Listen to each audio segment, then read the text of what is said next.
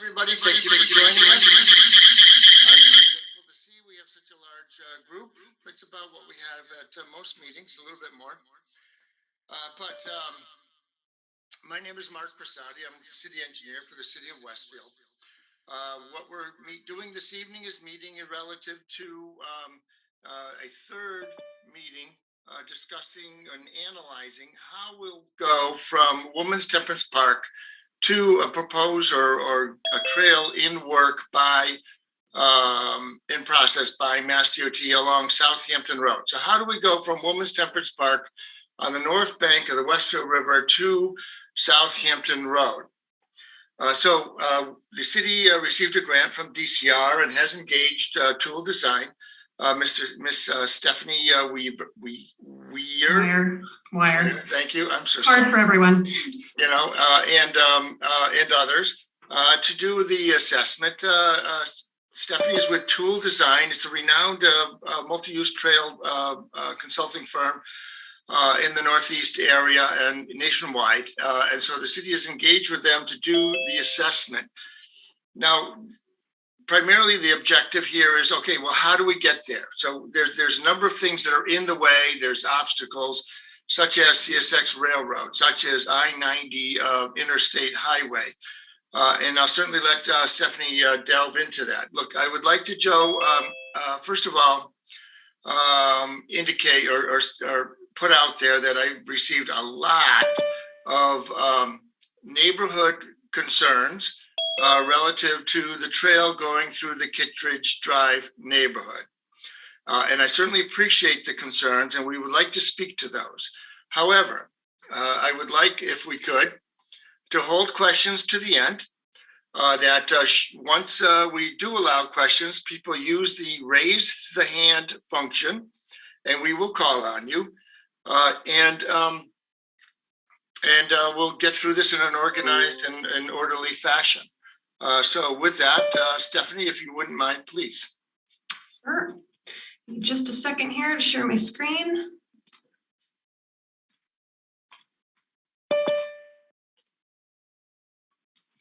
All right.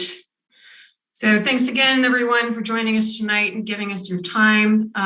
We want to focus particularly on the route that a lot of people have been commenting on, as you heard, the preferred route that came out of this feasibility study and some next steps.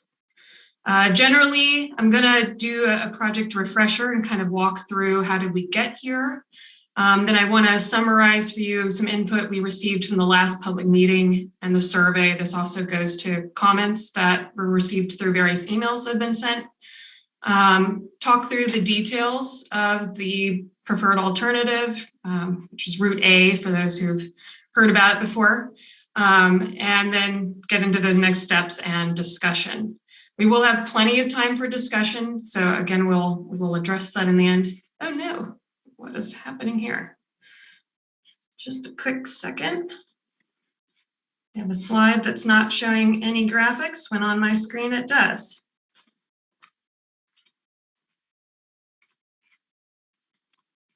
Try one more time.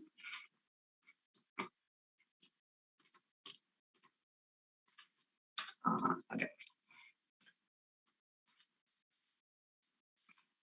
Go. People seeing the large slide? Yes. Okay. So generally, this is, big picture question of where are we in the process of getting to a trail, the trail that Mark was talking about that gets from Women's Temperance Park to Southampton Road. We are very early in this process. There is a lot of, some work has been done through this feasibility study. We researched existing conditions. We evaluated different trail options that, again, I'm going to go over in just a sec. We've done some public meetings, some stakeholder engagement. Generally, there's a lot more to go.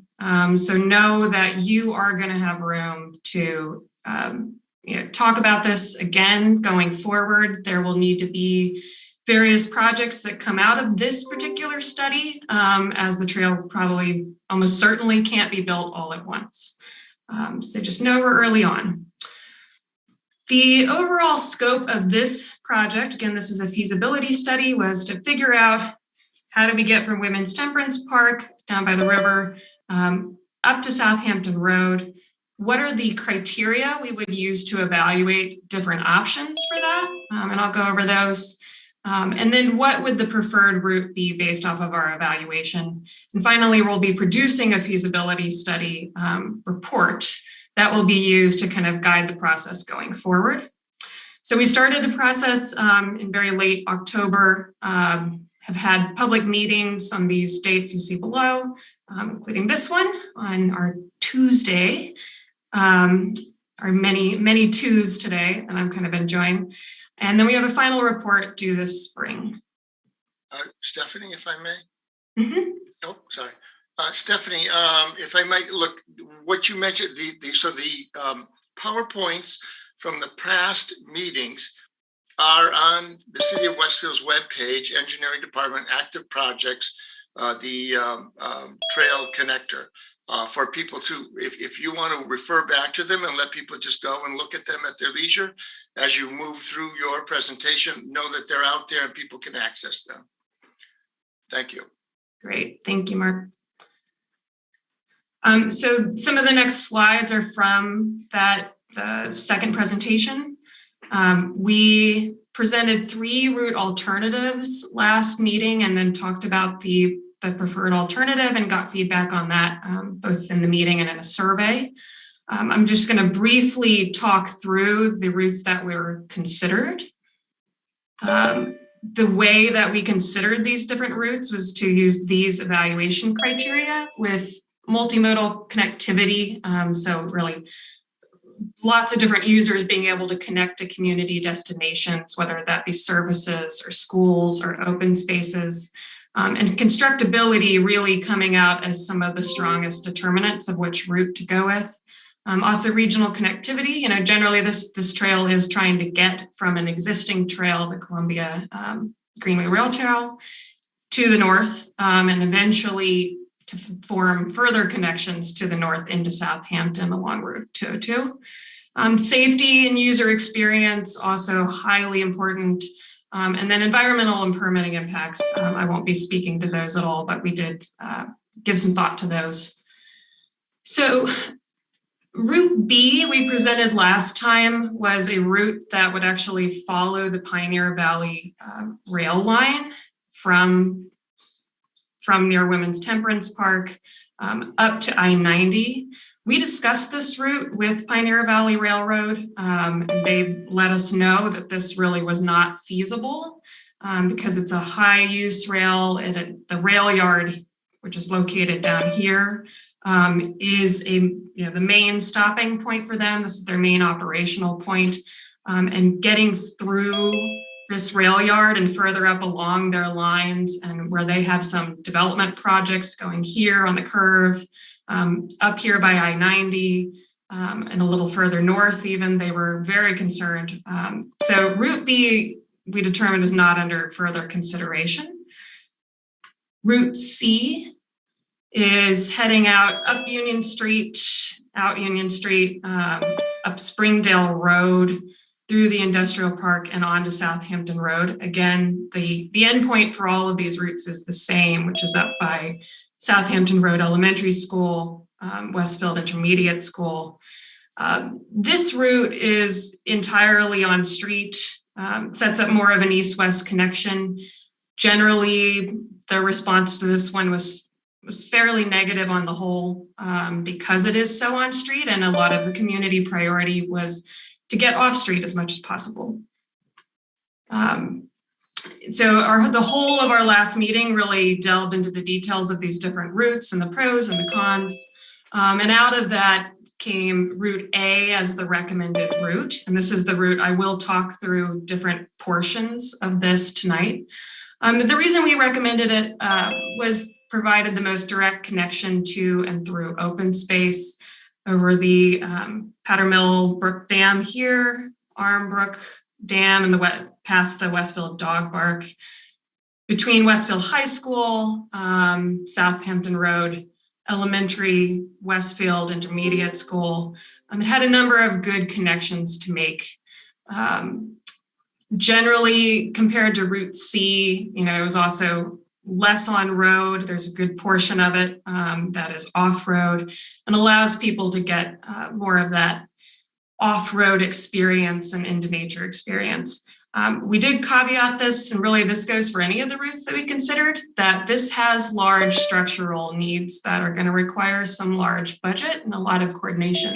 I'm going to talk through some of those going forward. For now, I wanted to give a little bit more detail on what we heard from you from the last meeting. A number of people spoke in the last meeting. Some of the comments that were made, generally the response to Route C was negative. Somebody particularly said it's just a total non-starter, whereas a couple people acknowledged Route C would open up those east-west neighborhoods and that to some degree, those are getting excluded without incorporating Route C. So it's something that could be thought about for future projects.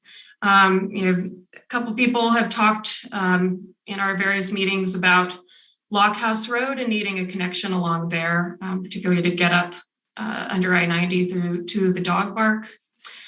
We've heard from Craig Della Penna in our past meetings and people referring that we should be talking to Craig and let's get Route B back in there. Again, Route B was the one running along the rail line and that it's currently not thought to be constructible.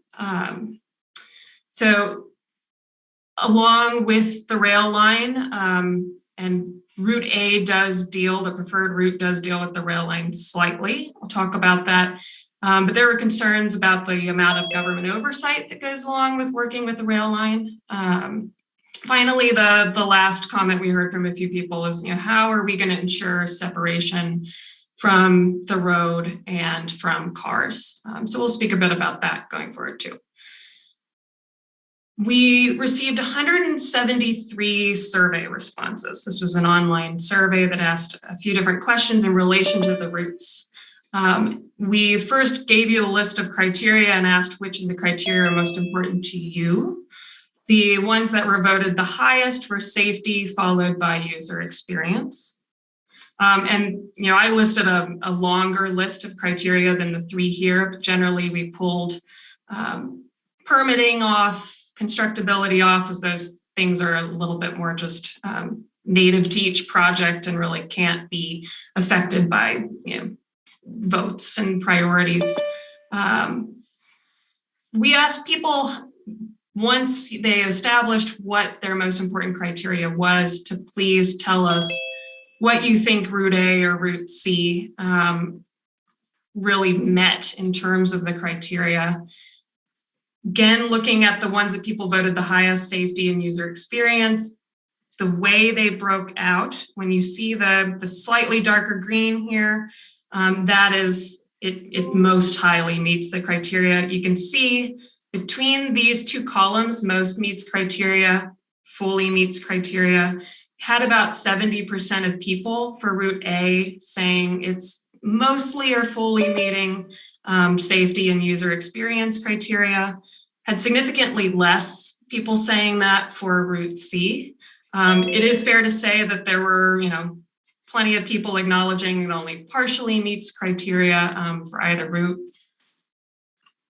But in general, the final part of the survey, when it came to evaluating these routes together, was to ask you, okay, which route do you prefer?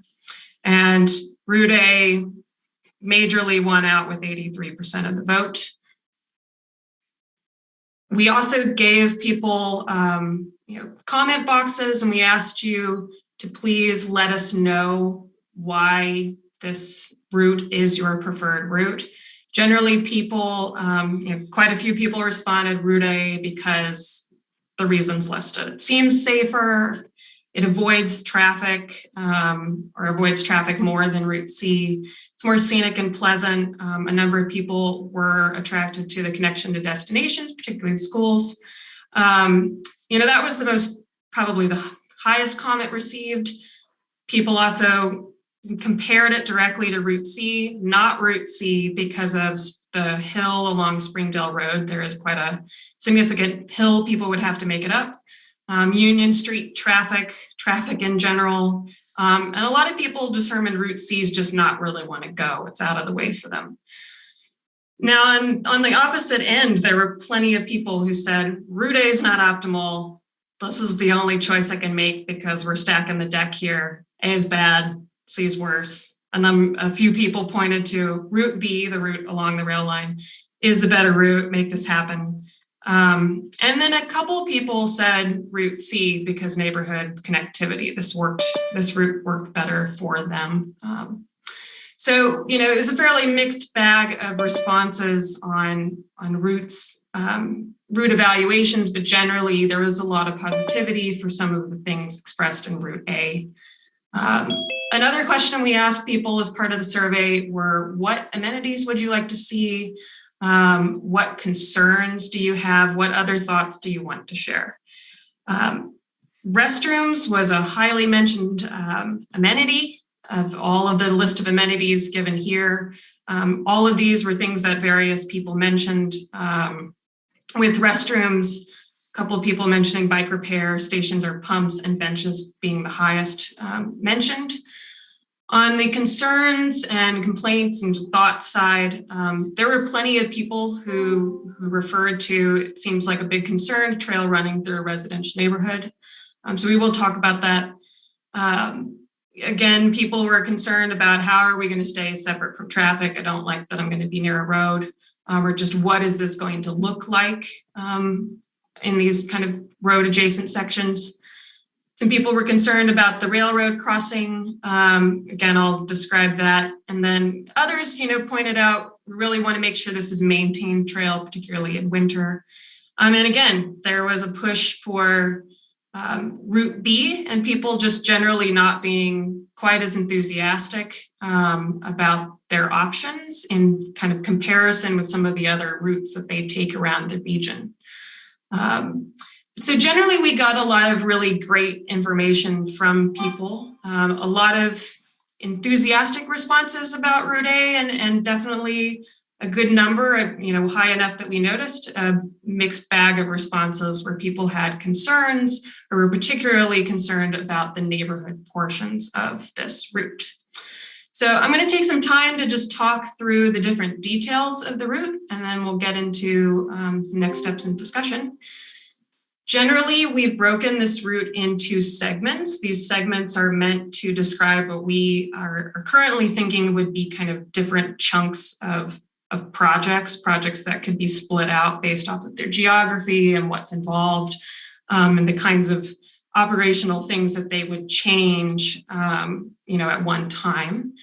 So we're following from, his old name here should say Women's Temperance Park down in this graphic, but coming out here to North Elm Street for just a block before we cross over Old Pachasik Street Bridge, heading up an embankment that runs along but above the rail line, and then up through the Prospect Montgomery Crown Street intersection, up Montgomery Street, all the way to the high school with potential connections at either Edgewood Street or Powder Mill Road, probably one or the other, not both.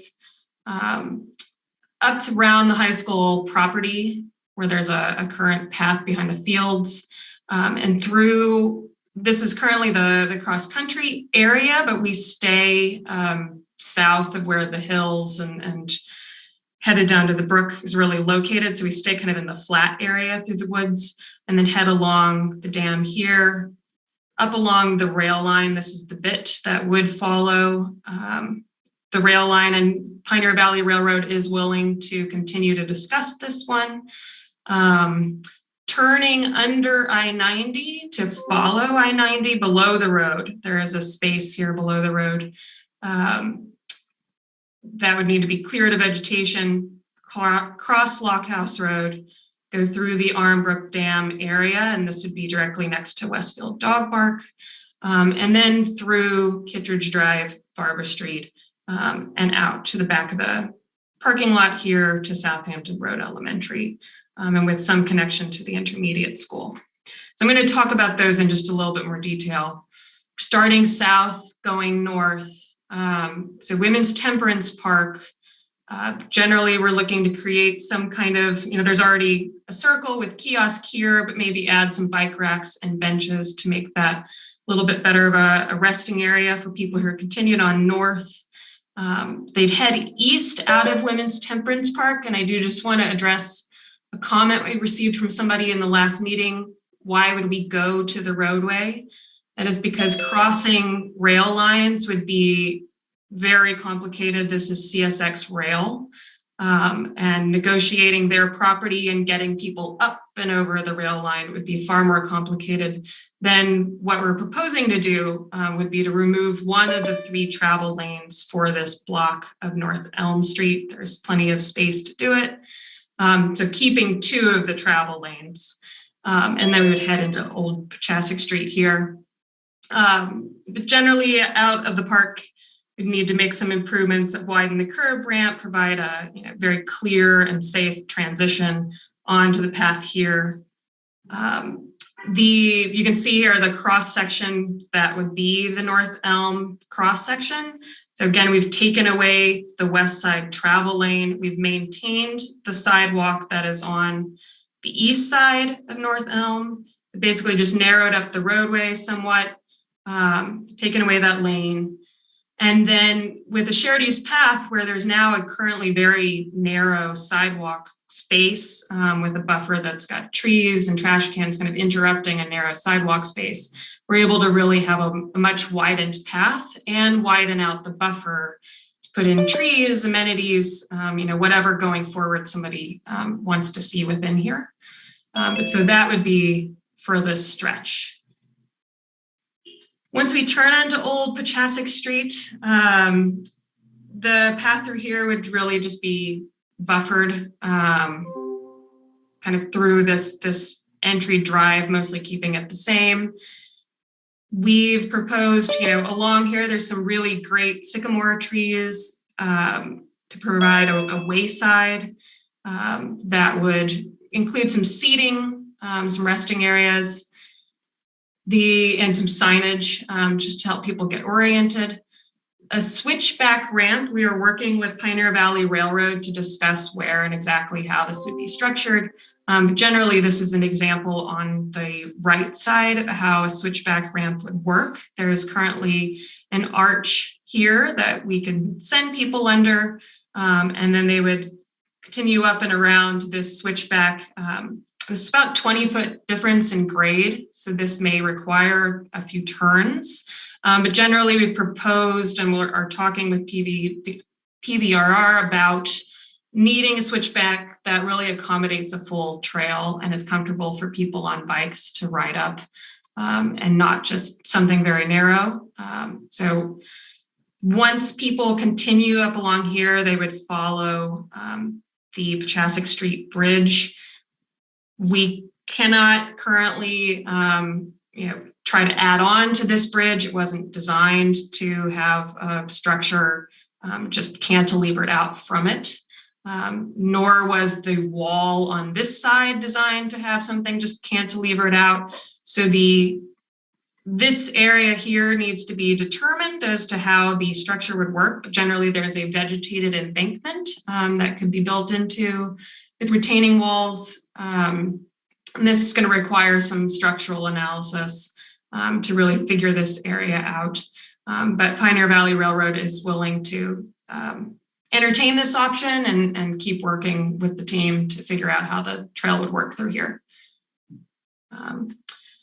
So the path up from the rail yard would follow this embankment throughout. This would be vegetated, so there would be still vegetation remained, but generally this path is going to have some retaining.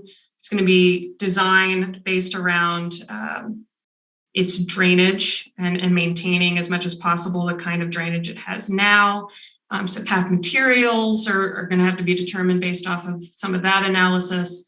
But there is a space once you get up here. This is behind the Prospect Hill Apartments. There is an entry drive that people can exit out on, quiet drive, where we're just proposing a neighborhood greenway treatment that would include basically just signage and pavement markings. and we'd bring people up to the Prospect Crown Montgomery intersection. So Montgomery Street, the next segment in here, we'd start from this intersection, and we've included a graphic. This is turned, so maybe a little confusing, but we're looking north, headed to the right of the graphic. So the access drive from that embankment is here, where my mouse is located, headed toward Montgomery Street. Essentially, we can connect through the circle that is there now. And this is just a graphic concept of what a potential crossing could look like, how this could be done at kind of more complicated intersection location. But there's aspects such as using raised crossings to make people a little bit more visible in the path, slow some vehicles down as they're turning across the path onto or from Crown Street. Essentially send people across and then have them cross the road, not where the existing crossings are located now, which is by the circle and further up here by Prospect Street, but instead center people where they're going to be visible or more visible from both sides. This will most likely need some rapid flashing beacon, so something that has bright lights that shine and make people a lot more visible, advanced warning signage. So a number of different options that could be incorporated in to make it a safe and very visible crossing. And so essentially getting people from the east side of the road in this intersection over to the west side of the road to continue up Montgomery Street. And the reason we're headed to the west side of the road is that there are utility poles currently on the east side throughout this segment before they switch once we get north of Pine Street. And again, we're looking at, and I think a good connection would be made probably through Edgewood Street, and there's a utility corridor back here to the area near the dam. So a connection from Montgomery Street back to the dam area. We have also thought about Powder Mill Road and a little bit more through the woods as being an option as well for this. And these connections if made would be those neighborhood greenway treatments that include signage and pavement markings. I'm going to talk about that kind of treatment a bit more with the neighborhood streets to the north. So I'll clarify what that means. Just, so it's clear, the Montgomery Street cross section currently, this is what it looks like on the left existing. There's a very narrow 4-foot sidewalk. It varies a little bit, 5-foot, 6-foot lawn strip. It has some trees dotted throughout. The roadway is pretty wide. It's about 28 feet total. And then you have a utility corridor. All of this fits within the right-of-way that the city owns. The utility corridor has a number of utility poles that are quite close to the road. So it'd be very expensive to move those. So generally, the cross-section we've proposed builds the path to the west side of the road to avoid impact to that utility corridor, except when we get to Pine Street, we will need to transition over as the utility corridor is transitioning over. And this also helps us as we try to head up to the high school to make a connection there, and there's plenty of open space on this side of the road. So once we get up to the high school, we need to do further coordination with high school administrators to confirm how this path would move through here. But generally trying to get a direct connection to the school, potentially just off the back of the parking lot with a connector of some sort that leads in, maybe some amenities such as increased bike racks so that kids can actually get safely to school on this trail. And then the path would continue. This is the cross-country area back here that slopes down heavily. If you look in the graphic to the left here, anywhere you see real thick purple, this is where we've got some slope. And this is headed down to the brook here. So we are trying to avoid impacts to these slopes, trying to avoid any large amount of fill. So we've generally kept the path south of those slope changes. That this dam is a unique potential stopping point with some wayfinding, seating, signage, maybe some interpretation of the Powderbrook Dam. Then we'll get out here again next to Pioneer Valley Railroad. Once we get to the rail crossing, so this is Twist Street up just south of I-90. The Pioneer Valley Railroad is their number one priority when it comes to this trail is safety. Their number one priority in general really seems to be safety, and they really want to make sure that if this trail would work through here, that we are limiting the number of crossings, and that there would need to be an in-depth design analysis done for this crossing with their future plans in mind to make sure that everything is done as well as it can be to make sure people are able to see when a train is coming, that they are highly visible, that there's adequate signage and markings and gates as needed to get people proper warning that a train is coming. Generally, so we were proposing the trail would come up from the south on the left or west side, generally proposing to cross to the east side on the south, probably on the south side of Twist Street, because there's a vegetated area in here we could take advantage of for some extra stopping space. Also just some space for people to wait as the train is approaching. But one thing that would need to happen is then to get people under I-90. And I-90 is a major challenge. It is one thing that helped determine the different routes that we were looking toward or analyzing. And essentially we had the option of going over Southampton Road, going under the Lockhouse Road underpass, which is very narrow. There's not much space without taking away a lane to get a trail in, it wouldn't happen.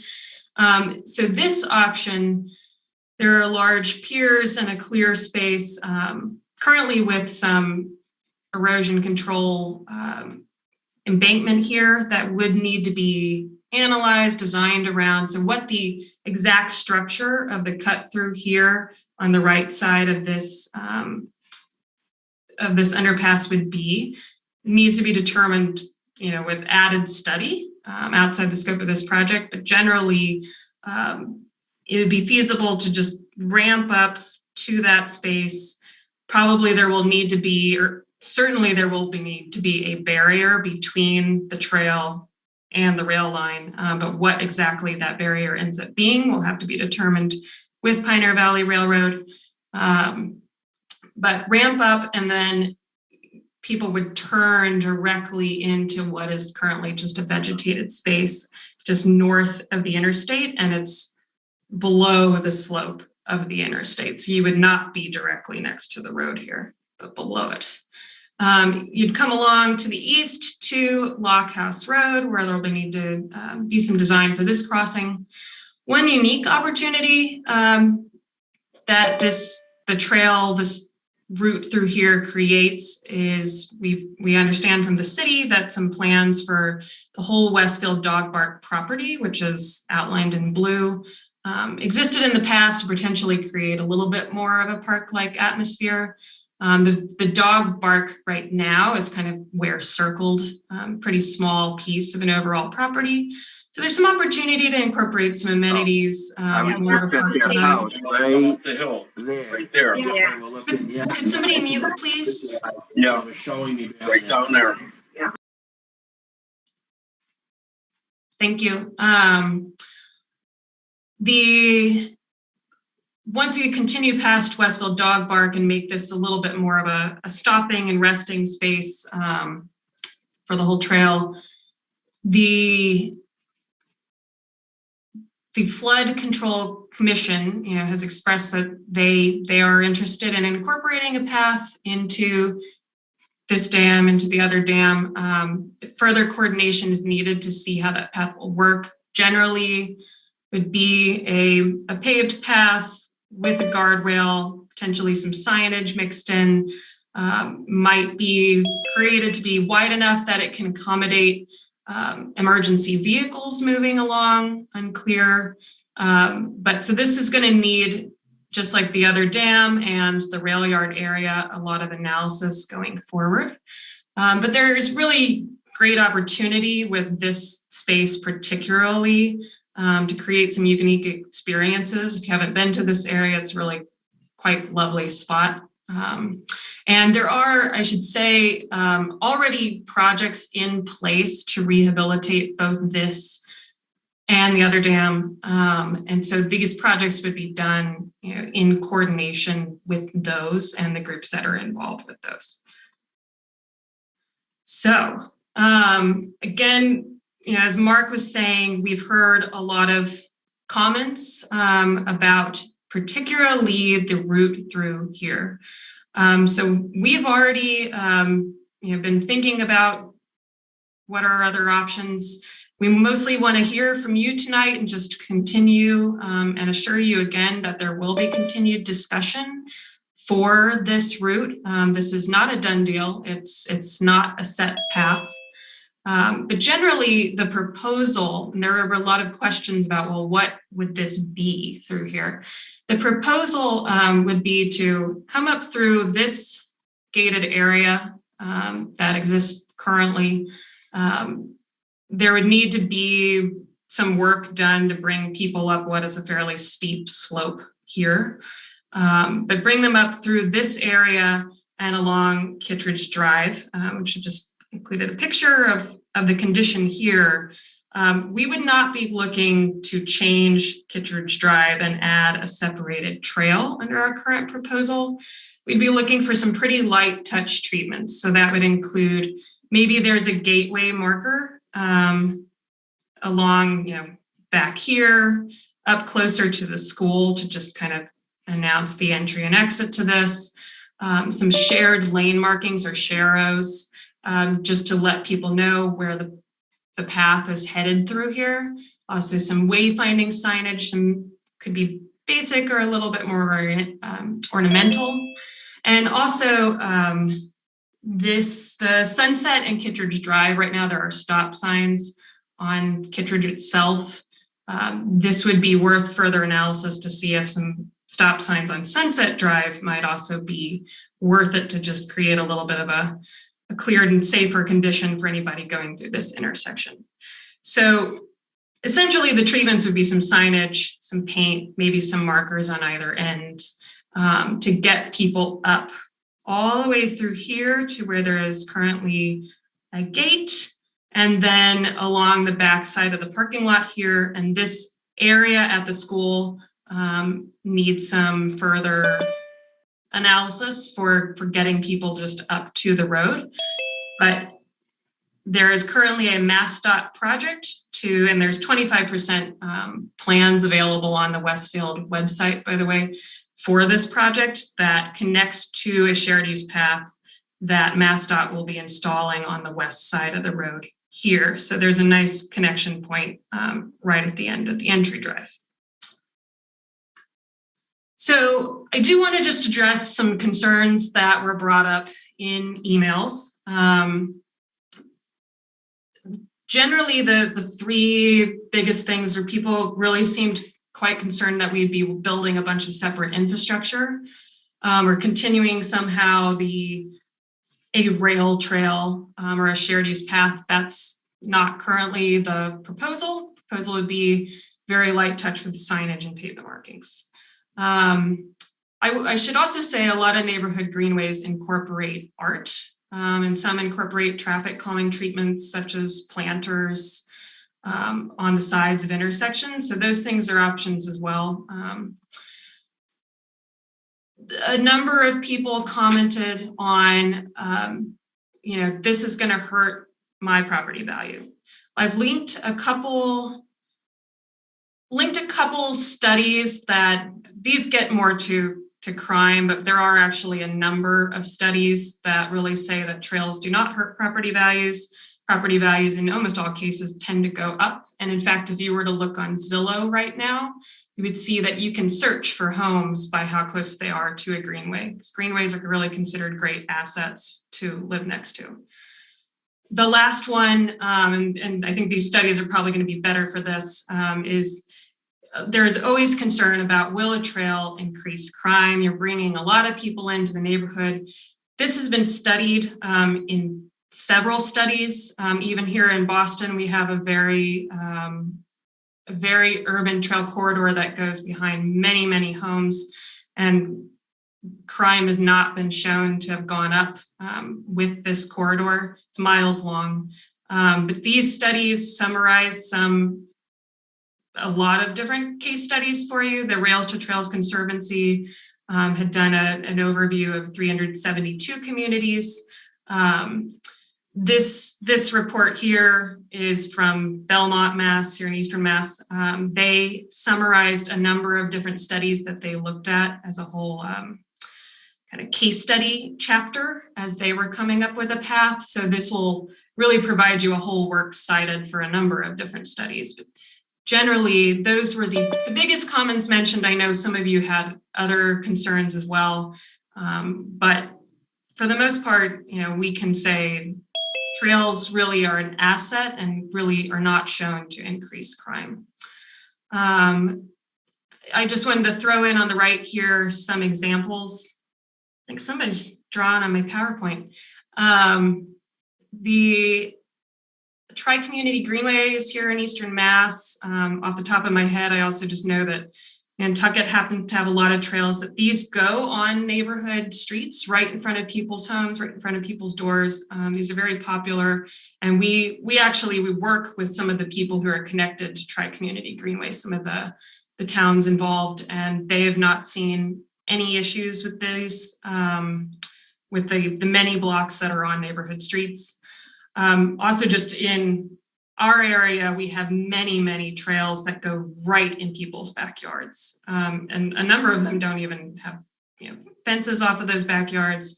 And these are highly popular trails. Really is a great asset that a lot of community members have really loved over time. And these are very well loved and often thought about trails in this area.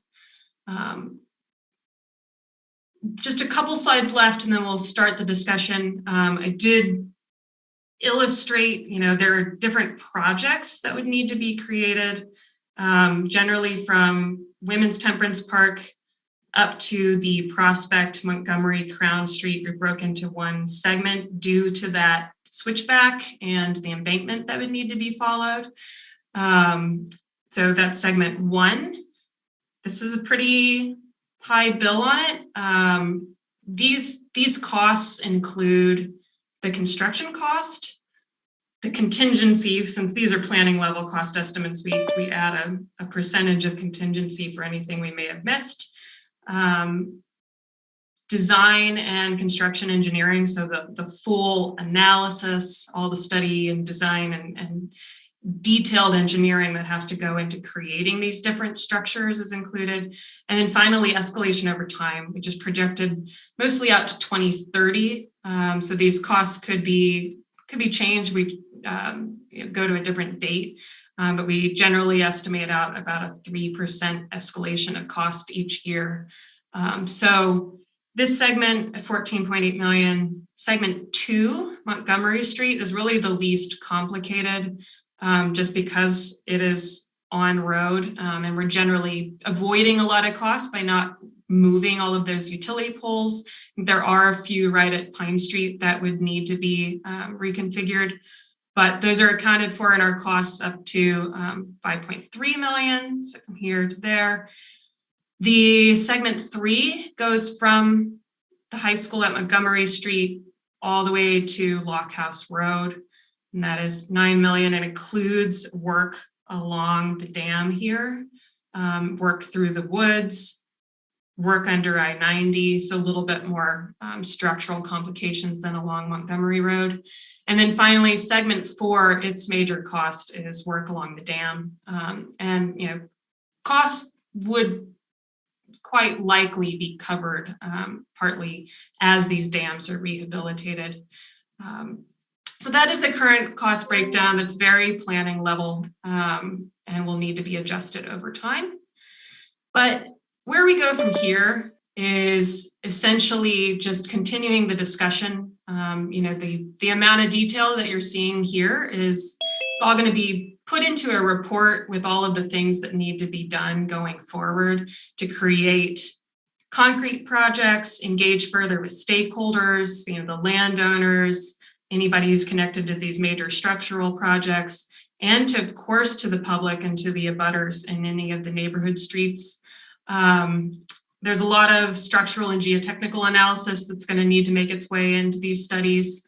And then finally, once those concrete projects are figured out and carried out, then we can really start to seek funding for actual trail construction. So this is a multi-year process that is being communicated here. So with that, we're going to go to discussion. Let me stop sharing.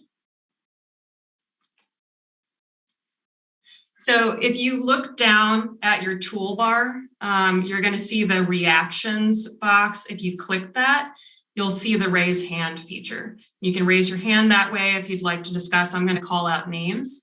And then once you're done with your comment, just press that button again to lower your hand. So Stephanie, before we do, if I may.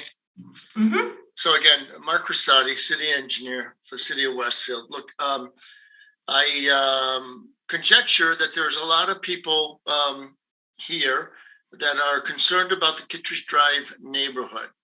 So I want to say, to the greatest extent I can say, with the ward councilors that are chimed in on tonight's meeting, that the city is not going to pursue a trail through the neighborhood until at least 50% of the neighborhood support it. It's not, we are going to, though, however, continue to investigate means and ways how we can go from the identified route to Southampton Road. So I certainly appreciate your concerns. I hear your concerns. And we are going to continue to investigate. And so please stay engaged, but please put some of your concerns to rest, unless, of course, you're currently in favor of it. But anyway, so with that, let's go ahead. Stephanie, please proceed. Thank you. Amanda, you are welcome to unmute. Amanda LeFew. Hi, actually, my name is Nathan LeFew. Sorry if that was a little fleeting. Is it okay if I ask more than one question? I think they're fairly straightforward, but I can just do one if we don't have time. Well, start out with one. We'll see how long we go, and I can always cut you off if needed. First question is, what's the plan for snow removal? Generally, the city's policy is we don't clear snow on off-road separated facilities. If it's part of sort of a associated multi-use trail in the right-of-way, like a roadway, the city ordinance requires clearing of a pathway. Okay, so it sounds like we'd be clearing part of it, but not the whole thing then? You'd be doing just like you would do on a sidewalk. All right, thank you. We don't have a sidewalk, and I don't want to clear it. So I do live on Kittredge Drive, and it sounds like you guys are just going to be painting arrows up the street. That's basically all it is. It doesn't sound really like it's very intrusive, but I am wondering if there have been any studies on what the expected foot traffic or overall traffic is going to be. What level of increase of traffic would we expect to see from that? Yeah, so we don't have specific studies specific to this trail. I think as part of the final report, we can give some comments as to what has been done or what's happened in other areas once trails are created, but nothing specific to this project. Okay. I could comment though, just that, look, the Columbia Greenway through the heart of the city during COVID, where numbers have spiked, I believe their maximum numbers that they've experienced were something like 1,500 people in a day. And again, that's in the urban center during COVID when the usage spiked. And I don't know though if those numbers are really translatable to this to Kittredge Drive, but there's a number. Okay, thank you. The last question I have is this trail terminates at the elementary school parking lot. And I'm wondering if there's any expectation of cyclists or maybe even dog walkers, since we're fairly close to the dog park, using that parking lot, especially since it has kind of limited parking during the day when school's in session. Is there any thought about that? That's definitely something that would have to require further investigation. I think so. There's a question there. I mean, is this the end of the trail, or are they continuing up Southampton Road, or is their destination the schools? So I think there's a lot of still investigation to be done. Whatever is done, currently it's a school department, school controlled. Whatever we do is going to have to be in compliance with the school's usage. Okay, thank you. Those are all the questions that I had. Thank you. Thank you. Very quick and straightforward. Jeff LaValle. Yes, hi. Thank you for a great presentation. I have to apologize at the outset because I was about 20 minutes late to the meeting, but what I did see I thought was excellent. I appreciate the amount of work that went into this. I guess really, since Mr. LaFue's question relative to snow removal was kind of answered by Mr. Crissati, I'll skip that, other than to just say, again, I think it's important to look at, given the narrowing of both the roadway and the tree band, and knowing that we live in New England and the way snowstorms have been going the past several years, I think should be some extra consideration given to what exactly the pileup of that snow is going to look like and who indeed is responsible for removing that snow. So I just would encourage some increased attention to that topic. I guess that then just leaves me with really just more comments that I would like to make. And maybe these are really suggestions that come out of these comments.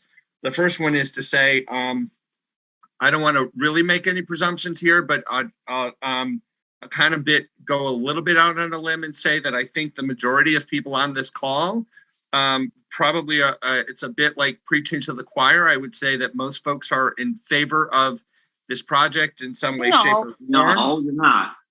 Okay, well, again, I'm not trying to make any presumptions, but I would say that let me just say this, there are a fair number of folks who are in favor of this project. So I would just say that with that in mind, and if folks could just hold their comments until I'm done speaking, I'll allow you time to do the same respectfully. Thank you for that consideration. I would just say that, I would just say that, and again, I'll frame my comments around the fact that I served as a former board chair from. Can we move on? Jeff, everyone else, please mute for now. We will give you time to comment. Thank you, Stephanie. Thank you, Stephanie. I would just preface my comments by saying that I served as a former board chair for the Friends of the Columbia Greenway Rail Trail. And while your slides relative to increasing property values and what a trail is most appreciated, I would love to see the state partner a little bit with the city and the Friends group, and not leave the onus on the Friends group to do what I call the educational portion of this project. I think that was one of the lessons that we learned in phases 1 and 2 when we went through downtown sections of Westfield for those projects. I think there was some educational opportunities that were missed in terms of information that could have been shared more directly with homeowners in terms of the topics, the points that you hit on, indeed showing how their property values might go up and things like that. So I think that's all I wanted to say. Thanks, Jeff. Thank you. Carrie, to you. Hi, good evening. Thank you very much. I just want to say that I live on the corner of Pine and Prospect. Broken into a couple of years ago. Had my car stolen out of my driveway. I'm all for the rail trail, don't get me wrong, but you're doing it in the wrong area. You're going to narrow North Elm Street. That's already a congested area, so good luck with that.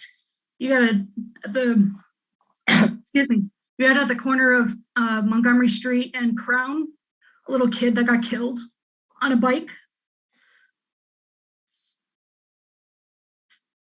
And sorry, I'm just thinking about that little kid. That was 7 years ago. And you have a lot of dump trucks that go through there from the quarry. You're going to have a potential escape route for people to already go on their dirt bikes. The crime has increased in this area. And I think you're doing it in the wrong place. You're better off working with the power company to go under there, working with the railroad, but going through all these little neighborhoods and then dumping it out onto Route 20, where's it going to go? What's the point of it? It doesn't make sense.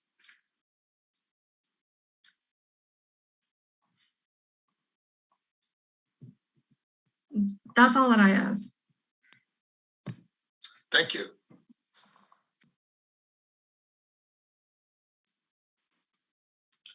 Carrie, I've recorded your responses, and certainly that is awful that a child was killed in an intersection. We certainly always take that into account for how we design intersections. And it's something that in general, our firm really works to make sure it doesn't happen. So hopefully this trail can help resolve some of those issues going forward. I don't think so. Now, there's also a ton of people that speed through Montgomery Street. You have a ton of school bus traffic, ton of high school kids coming out of there. And it's just going to be a cluster going down. And then, like I said, you want to narrow North Elm during rush hour? You're friggin' insane.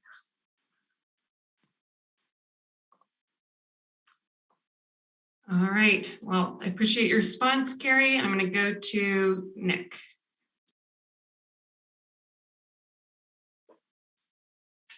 Hi, good evening. Okay, camera's not turning on now, but it was earlier. I'm at a home meeting. I'm at the Irwin household on Kittredge to help them, assist them in having this, participating in the Zoom call tonight. I just, as a city councilor of Ward 1, and I'm going to pass it off to a gentleman here to ask a question, but I just want to say that I have not gotten more emails and phone calls against the project ever in my years as a city councilor, which is this is my 9th year. So I just want to put that out there, and I agree with Kerry Walker on the safety factor. I knew little Mickey, 7-year-old Mickey, and his mom, and that happened right down the street from my house. It was very tragic. A rail trail, bicycle, bicycles are vehicles. They can be on the roadway, but families and people recreational bicycling should not be mixed with traffic, especially a road like Southampton Road. I constantly get complaints about speed and truck traffic and all that. We know the whole situation. I'm not going to say any more than that. I am completely against this, not against the rail trail. I love the rail trail, other than takes too long to complete it, but I'm completely against bringing this in this fashion and dumping it onto a main road. I don't know what the people in Boston were thinking when they wanted to do something with Southampton Road and connect it and use Route 10 as a rail trail, as a bicycle pathway. That does not make any sense to me at all. And that's all I'll say right now, but you've got a lot of convincing to do, not only with me, but the other councilors that I'll be speaking to. And I'll hand it off right now to this gentleman next to me. All right, my name is Fred Lacoma, and I live at 59 Kittredge Drive. And I attended the meeting last week. It was a board meeting, and there was a action item from Mr. Crosati that he was open to alternative proposals.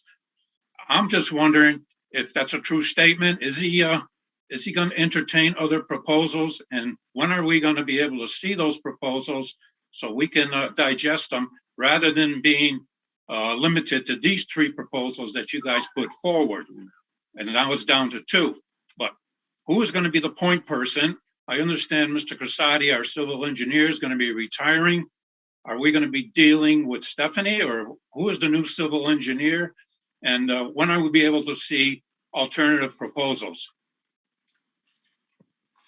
So if I can, first of all, let me speak to, let me take that in reverse order and speak to the alternative proposals. You are correct, I am leaving. So there's a big question. I don't have an answer for you. The city will be in time, in due time, investigating how to avoid then the Kittredge Drive neighborhood. It's all part of the process that we certainly will be doing outreach and discussing the various proposals. It's not going to happen overnight. There are other challenges to the Route A, but understand that, look, the value that has come out of this effort is to pinpoint what are the constraints. So as Stephanie mentioned, I believe during the process of her presentation, look, there's only 3 ways to cross Route 90. You have the bridge over it on Route 10, you have the Lockhouse Road under it, or you have the Pioneer Valley Railroad under it, which happens to be a very broad span with side bays that might be utilized. And that's what we're proposing to do. Utilize the side bay of the Pioneer Valley Railroad crossing. So look, that's a real constraint. And there's only so many ways that you can address it. And there was only one that ended up being palatable. So, okay, that's kind of a given. This is how you're going to cross I-90, okay? Now, where do you go from there? Well, okay, there's the investigations. We have issues with Pioneer Valley Railroad. The city of Westfield is in no position nor temperament to be in an adversarial relationship with the Pioneer Valley Railroad. Whatever we end up doing is going to be something that's copacetic with the railroad. If they're not happy with it, we're going to have to find another alternative. We're going to have to investigate another way of doing it. Okay, so there are questions beyond Kittredge Drive. There's questions. How do we address other elements of this alternative A? But again, the value of this exercise is that, look, alternative A is the most promising route of how you're going to achieve your goal of getting from Women's Temperance Park to Southampton Road. And now, if I can speak to, look, the state's wisdom of doing a separated multi-use trail on Route 10 Southampton Road in Westfield. Look, the state's intent was just to upgrade the pavement on Southampton Road. Their intent was they have a policy to establish complete streets policies. Complete streets is multimodal. All modes of transportation should be considered whenever they're doing a roadway improvement. So that means bicycle accommodation. Currently on Southampton Road, you have a lane in each direction. You have an 8-foot shoulder on either side. The state's intent at one time was, well, they would just consume part of that 8-foot shoulder and put bicycles on each side of the road. The city pointed out to them that, geez, there's a lot of turning movements, a lot of people taking left turns, stopping in the main travel way, and then the queues behind them are going into that breakdown lane to get around those people trying to take a left turn lane. The state quickly came to the logical conclusion that they can't use those breakdown lanes for that effort. They're going to have to then take the bicyclists and put them in a separated trail along the corridor to accommodate them, because they just get hit by vehicles if you leave it on road. So there's logic behind what the Commonwealth is doing. There's benefit behind what the Commonwealth is doing. If you want to look at Southampton Road, there's a lot of residences, there's businesses. A multi-use trail would allow bicyclists and pedestrians to accumulate and get to their destinations without going on to Southampton Road. The avid bicyclists will say, well, oh my God, there's so many crossings that's a danger to the bicyclists. Well, that's true on Western Avenue as well. And yet it works. Not only works, but the neighborhood embraces the trail. They're out there, they're using it, and it's got just as many breaks and driveways and streets and so forth. So these are not crazy, and they're not unthought out.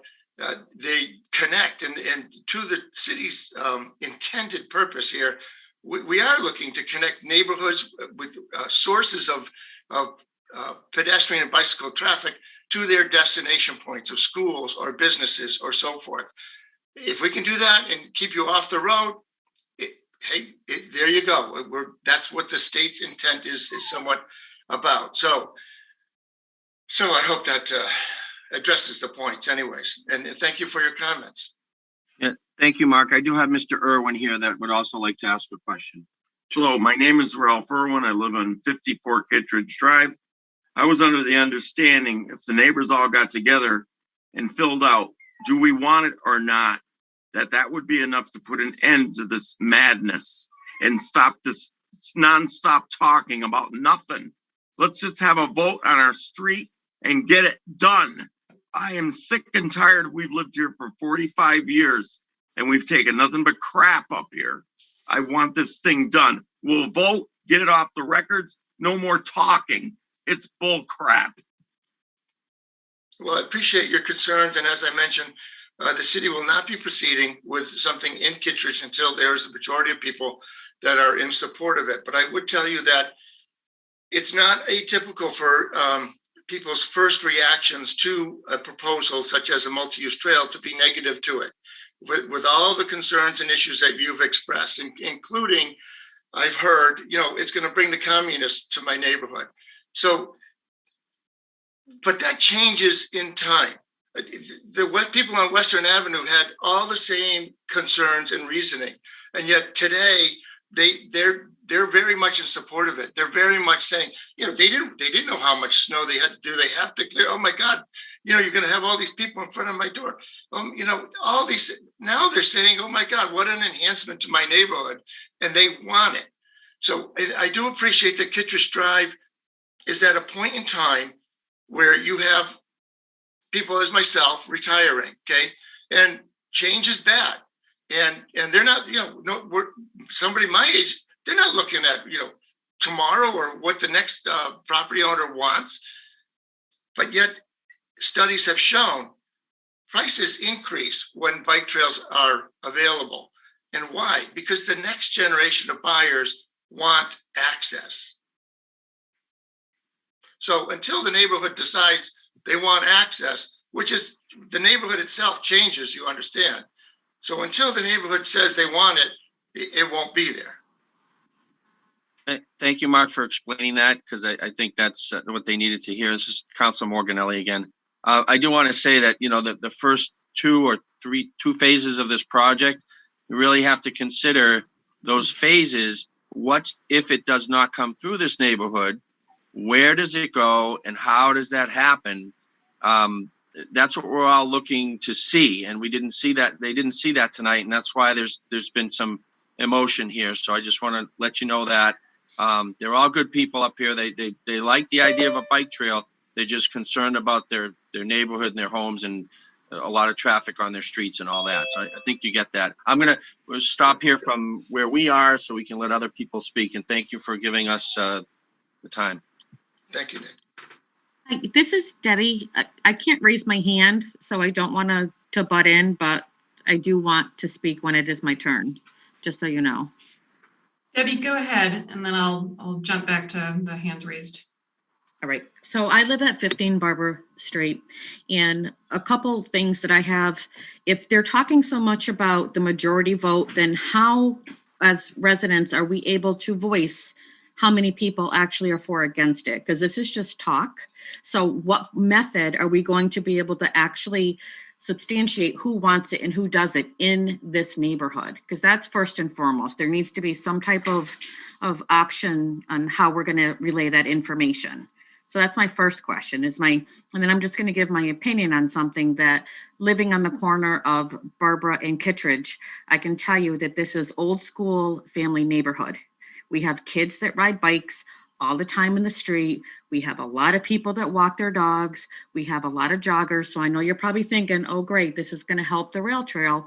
But in reality, there's a lot of cars that speed up and down the street. I have made several complaints to the police department on the how fast people drive in the neighborhood. So that needs to be taken into consideration, that somebody's going to look at that. And now, again, you're talking about little kids that ride their bikes. And now you're going to increase traffic on somebody else that's a true cycler. That are they going to watch out for the kids in the street? Are they going to watch out for the dogs playing in the street? Because that's what this neighborhood is. And that is something that seriously needs to be taken into consideration. So I just, that's my opinion on that, but I will go back to, I would like to know how we are going to, there's a lot of people on this call. How are we going to, I'm talking soon. How are we going to monitor how many people are for it or against it? Because there needs to be some type of vote that has to happen soon to what we're looking at. Because if everybody's for it, let's not have these conversations because it's a waste of time but if everybody's against it, then I just think we all have a right to know where everybody's head is at. So Debbie, the way this works is that the city will take a look at, what can be done and how can we put funding resources in place to achieve some piece of an identified route. There will be no vote on Kittredge until the day that the city figures there may be sentiment to do something there. And then there'll be public engagement and say, look, we think we might be able to move forward there and see what the neighbor has to say. If the neighborhood overwhelmingly says no, well, then the city continues to look elsewhere. To the evidence properly if that's the case. So we'll just have to have Neil stand by until he All right, Brian, please mute. So we should just get our own petition and just have it start being signed and present that somewhere. That would probably be the best method. You certainly can do that. Okay, thank you. Thank you, Debbie. Ken, we'll go to you. Yeah, hi. I don't oppose the rail trail in its entirety. I just think with the budget crisis the city's in, this isn't the time. I'm also very, very concerned about shutting down a lane down by the green bridges. No, it's hard enough to get through town as it is now. Shutting down a lane, especially since they spent all the money to build the lane and redo all that stuff down there, and now to shut it down in the off chance that, I don't know, 500 people might want to go by on a bike. You need to find an alternative to that. And then if the ultimate goal is to end up at the school, then why go through the neighborhoods at all? The engineer guy explained why you want to separate the bikes from the traffic, but I get that. If this is going to connect to East Hampton, Southampton, it needs to go out to Route 20 or 10 and 202 at some point anyways. So I just don't understand, or I'm concerned you're spending an awful lot of money for something that just doesn't seem to be the right thing at this time. Well, I certainly appreciate what you're saying, and I believe you're absolutely correct that there are difficulties with various aspects of what's being identified. Certainly, you're right. The city has spent a lot of money, the city, but the Commonwealth and the federal government has spent a considerable amount of money improving the downtown and the corridor with the twin bridges, and things are working well. And so or the city are really inclined to impede that. We certainly will be studying the impacts before we just go ahead and do anything. And there will be public comment period as well. But we're going to be looking at exactly what does it mean. Now, I would tell you that, look, we've already begun to look at certain issues and what we're finding. So a lot of people further downstream, such as Orange Street, have identified it's difficult to get out of there. And looking at it, and the analysis has shown that people speed down the right-hand lane coming over the bridge, and they cut those people off, but they speed down just to get back into the main travel lane. So is it really a hindrance to take away the right-hand lane for a portion of the route if you're just getting people into the center lane where they're ending up being, and it discourages then people from jumping off into that right-hand lane and speeding down? It's then becomes more of a right turn lane for right turn purposes, as it should be. So it's not, I'm not saying categorically, oh yeah, or oh no. I'm saying that there is basis to study it further, that there are other issues involved. But thank you. Rick, to you. Is it me? Hi, this is Heather Brunt. I live at 56 Kittredge. Actually, Rick is my husband, and he raised his hand because I was unable to. And we also have Pam Peralt here, who would like to speak. I hear what you're saying, and I do not agree with the bike trail going through Kittredge Drive. We've already established that. I look at it more as a safety hazard. And I know you've shown pictures of looking down Kittredge Drive, but if you've ever come up Kittredge Drive, at the top of the hill is a blind spot. You cannot see other oncoming traffic or children coming down the road on bicycles until it's too late. So in me, it's just a safety hazard. Just like Deb, we've seen cars speeding up and down. I've actually got in the middle of the road trying to stop people. I'm not against a bike trail. I'm just against this. Through a neighborhood. I've been on many bike trails and they abut them. You might be able to see a neighborhood, but I've never seen it actually on the street in the neighborhood. So that's all I'm going to say, but I also have Pam here. I have a few things to say. As someone who's recently canvassed the neighborhood, because of the fact that nobody really knew this was coming, and when I went to the meeting on past Tuesday, it was mentioned to me that word of mouth would probably help. So myself and Heather, who just spoke, did our word of mouth. I can report in that it has been met with extremely negative response about it going through the neighborhood. I know you've already addressed that. You've addressed that, you need at least 50% of the neighborhood to be on board. So I don't want to belabor that issue at all too much, other than to just reinforce and endorse that is the basic prevailing attitude in our neighborhood. I did not encounter one person who was for it. I had people mentioning they were going to probably move if this happened, myself being one of them, because I am right at the peak of the hill, and they would literally be coming through what would seem like my particular yard constantly.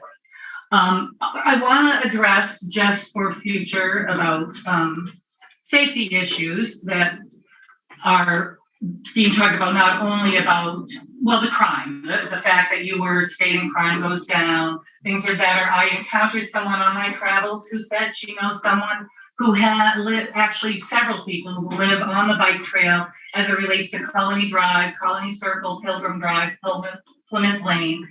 The bike trail goes on the backside of their homes. They have mentioned that they have had their bikes stolen. If they put out potted plants, they're stolen. So stuff does get taken. It is not, when someone is literally in your backyard, it is not a safe scenario. I do want to talk about property values for a second, and then I do want to give you an alternative trail that I think really will suit your needs. Property values probably do go up for bike trail people, people near a bike trail that truly are encountering a bike trail that is a separate entity. It's a separate trail with usually a tree buffer. I've ridden enough bike trails to know how they present by. And the tree buffer is such that, yes, as you drive by, you're getting glimpses of a house. The house is getting glimpses of you. Those are probably the ones that are coming up in the studies as it relates to increasing property value. That is not our scenario here. Again, I appreciate that we are on hold and until you can get enough endorsement, but I still want to reinforce these analogies that are being made are really false analogies as it relates to our neighborhood and our setting. It's completely different than your average bike trail. I would obviously endorse the railroad route. That's the one that is the most convenient, the most sensible. I understand, Mark, that you've described that there are some issues with that. and that you want to keep a positive relationship there. I was what you might remember me, I was the woman who suggested that stay on the side of Armbrook Reservoir that does not come over the levee. You travel, there's already a wide trail there. You go over a little bit of a stream, which would, and require a small little bridge. You come up on the back side of, I will say Lowe's, thank you, I will say Home Depot. You come up on the back side of Lowe's, you follow that through, and then you do open up into a nice wide trail. Of course, it's wooded, so you are gonna have to do some work as it relates to the woodlands aspect of it all, but it would be more nature, it would be more greenland. Then you do come out on Survey Star Road. When I proposed this last time, a gentleman mentioned that was swampland. It's not swampland. When you get to the end of that trail, there are a lot of ruts that have been created, probably by four-wheelers or big trucks that have been in there. So you could grade it out and put some fill in, but it is not swampland. It's very, very manageable with some tweaks. Then they come out onto Survey Star Road about halfway up or so, and then connect with Southampton Road once they go to the end of Survey Star Road, and connect with Southampton Road truly at a much better entry site in terms of safety and congestion. I'm not saying Southampton Road is traffic free anywhere, but it is certainly a much gentler entry zone than coming in and out of these neighborhoods where we are already coming out onto death-defying turns to get out of Sunset and or Kittredge, or off of Kittredge to Sunset and all those areas. So it really would create a safer setting. So look, if I can, I have heard you, and truly we are going to investigate what you've suggested, as well as other ways to get around. I do believe there's merit in some of the alternatives, and we're going to be looking at that. Okay. So I thank you. We have heard you. Okay, and so I do appreciate your suggestions. Yeah. Okay. And that would alleviate all the money having to be spent on evaluating the levee and the integrity of the levee and the erosion potentials that would come with crossing over. So I'm just trying to be helpful in doing that, giving some alternatives, because I'm not anti-bike trail. I thank you. And look, let me also, excuse me, when it comes to the safety of Southampton Road, as you suggested, look, those plans that the state is considering, as mentioned by Stephanie, are on the City of Westville's web page, the engineering department, active projects, you'll find it. What they're proposing to do within, for the most part, the curb-to-curb pavement that's out there, they are looking to do a center multi-turning lane, similar to what is going on in Southwick. So you would have a lane in each direction, but a vehicle that then wants to turn would go into the center lane and wait then for an opportunity to turn wherever they're looking to go. So I think there will be some enhancement of safety. Please recognize that the City of Westfield is not out of touch with the issues of congestion and safety on Southampton Road, that we are looking for ways on how to address those issues, on how to break up the traffic so you have an opportunity to get out of the side streets, on ways to facilitate pedestrians crossing the road. So it's an ongoing effort working with the Commonwealth, and certainly would be open to anybody's comments or concerns relative to that, but please take a look at the plans and I'd be happy to hear from you. Does Southampton Road include the increased traffic coming from the potential Target distribution center, as well as the technology park that's going to be going in? Oh, the technology park's going to be lower traffic. There's going to be like 4 people who work there. All of that will be included, yes. Okay, we're going to go to somebody, Bargett, looks like. Hi, my name is Megan. My husband and Joseph and I, we live at 139 Sunset. And I just wanted to piggyback on Deb's question about that 50%. I live on Sunset Drive, which isn't on Kittredge or Barbara, but right on the corner. And so my question just is 2 parts. one, we need to get 50%. Is that 50% of the people that live on Kittredge and Barbara, or would it be 50% of the entire neighborhood? And how would we do that? I want to make sure that everyone that lives in the neighborhood, it's really a varying degree of ages, and technology is a concern of mine. So I just want to make sure that it's easy for people to kind of have their voice heard. So I guess I would, excuse me, I would suggest to you, to the extent that I can, that first of all, it would be a neighborhood-wide consensus.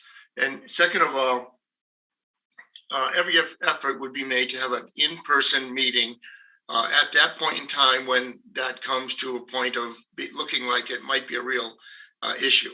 And again, I would emphasize that we are going to be looking at alternatives. We may never get to that date, but I suspect that at some point in time, the neighborhood itself is going to turn around and say, we'd like connection.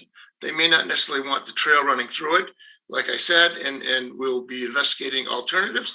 But at some point in time, I believe the neighborhood's going to say, hey, there's an active trail there, and at least we want to be able to connect to it. I don't disagree. I'm not against bike trails. We spend a lot of time on them as a family. I think my concern is just that it's on the street. And my kids walk home from school, both the high school, the intermediate school, the middle school. And I'm not home. So they walk home to an empty house for about 10 minutes. So I don't love the idea of my elementary school kids walking home alone with an active bike path. You know, right now they walk home and it's pretty quiet in our neighborhood at that time. So I think that piece of safety is actually really, really quite concerning. You don't think they would provide busing, would you?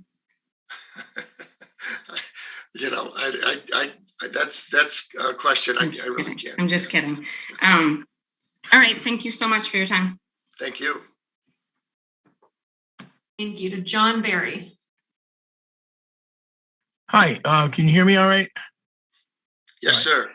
I guess Heather and Deb kind of stole my thunder, because what my thought was is, instead of coming down Kittredge Drive through a neighborhood, you've got a beautiful trail on the other side of Armbrook that starts at the dog park. And instead of going right and going over the dike, you go left and go around. And if you keep going around, you don't have to go all the way down to Service Star. You can keep going around, and that trail can be headed toward the soccer field for the middle school, because the edge of the soccer field is right where the woods are. This whole thing would be in the woods. It would avoid all the traffic. You'd still end up in your parking lot of the middle school and the elementary school. My kids used to use that as a running track all the time, that path, and they would come up right where those right where the soccer field is for the middle school now. And that would be a great way. It's all woods, and it wouldn't affect the neighborhood one bit. And it would be, and if the neighborhood wanted to, they just go right up to the Southampton Road School, go around with their bike, and they can get right on the bike trail. So access for the whole neighborhood is right there if they want access. Okay, appreciate that. Thank you. Okay. John, to JD. Yes, hi. My name is Joe. I want to preface that I love the existing bike trail in Westfield. I grew up in the Prospect Hill area as a kid and young adult, so I'm very familiar with Prospect Hill, Montgomery Street, the railroad tracks, and the CSX railway yard. I do have some concerns about that phase of the route, and I apologize. I did come in late to the meeting, so I missed the first half. But from what I understand from glancing at that quick map, it looks like it wants to connect up to Montgomery Street near New Corner which that intersection is a very busy intersection. You got 3 lanes of traffic. You got Ground Street, Montgomery Street, All right, I did. So Street, in addition to the Prospect Hill Apartments. That intersection was always busy. I think it's much worse now with that redesign. But then you got Montgomery Street, which is the proposed route of the bike path. And Montgomery Street is a very narrow street already as it is. The houses are already close to the roadway. You do have a lot of traffic on that route between the high school, buses, and then people going up to the hill towns. I just realistically don't think you can really compare that to Western Avenue, which had a much bigger buffer for the bike trail. So I'm really concerned about that aspect of the use. I know in riding with the bike trails in the more wooded rural setting, which is nicer, especially with younger kids who maybe aren't as steady on a bike and sometimes will drive off the bike trail. I'd be scared to death taking a young kid on the bike trail going up Montgomery Street or, in theory, Southampton Road, if that ever ends up happening. I question the DOT's wisdom, especially seeing how Western Avenue turned out and all these other juggernauts sticking out into our roadways, which don't work with a New England winter. So I question their wisdom and what's fashionably designed for multi-use. In terms of getting from Temperance Park, and I know there's a question about whether going on North Elm Street, which that's the whole reason we got another second bridge is because that's been a very busy pathway from the beginning, going back 70 years. So I don't think that's a great idea.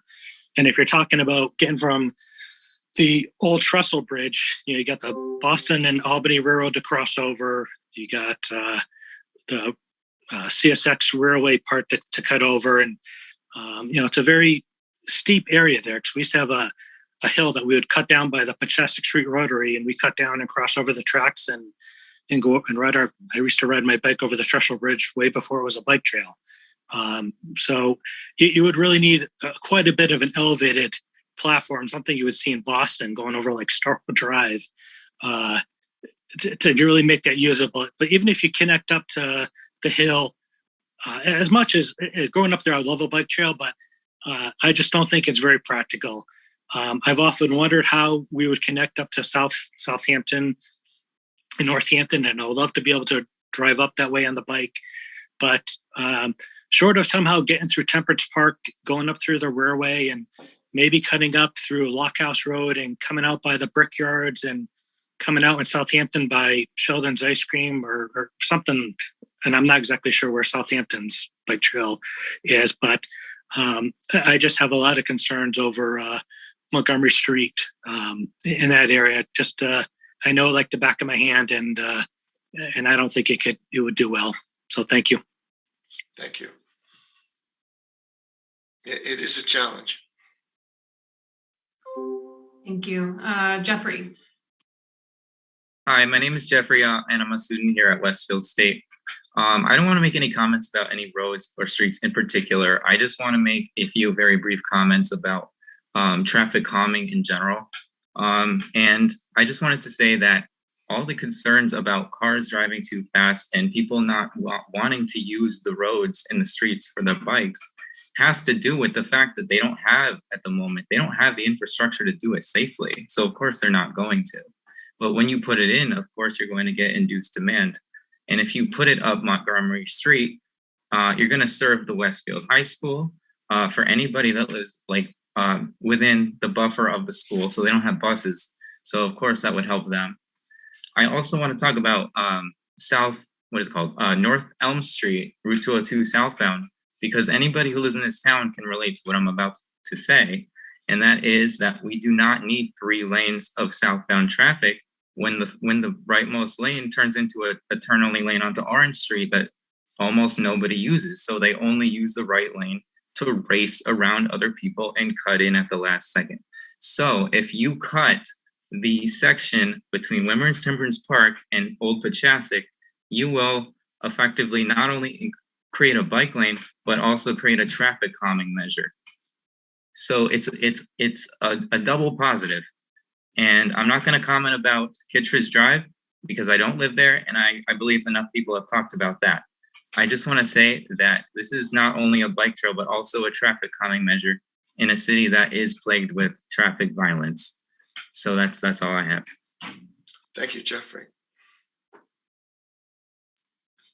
Thank you. I'm going to go to Chris. I see a few repeat hands raised. Chris and then Max, and then we'll take repeats after.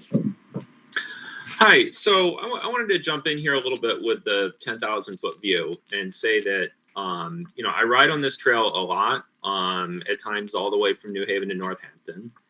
And Westfield is one of the big challenges. I'm hearing a lot of concerns from the Kittredge neighborhood. And from my perspective, what's really important is connectivity. Where it goes through Westfield, I really think is about what's best serves, you know, the interests of people in local Westfield neighborhoods where you want to be able to go. You know, do you want to be able to get to the school? Do you want to be able to easily get onto the trail? So, you know, if it goes through Kittredge or not, you know, that's kind of irrelevant to me. I think it would be an asset to that neighborhood, but I'm not going to tell people who live there that, you know, you need this. So I am very interested in some of the ideas about going up towards Service Star. I didn't know about these paths along the north side of the north and west side of the brook. I do wonder a little bit about building on Lock House because this route is going to cross Lock House anyway, and whether something could be run as an off-road path up the east side of Lock House. If the existing paths through the reservoir area are, you know, legally wetlands and can't be more developed. I also wonder about, since we're on the north side of the Mass Pike, staying on that a little further east, skirting around the interchange sort of cloverleaf piece there, and maybe coming out on Barnes Street, which looks like it's kind of between Mobile and the bank. You know, I don't really know about property ownership in that area. But you know, from my perspective, it's how do we route the major distance? I mean, half the time when I do this on East Mountain Road, which has its own issues of, you know, people driving 50 when they shouldn't and being very narrow.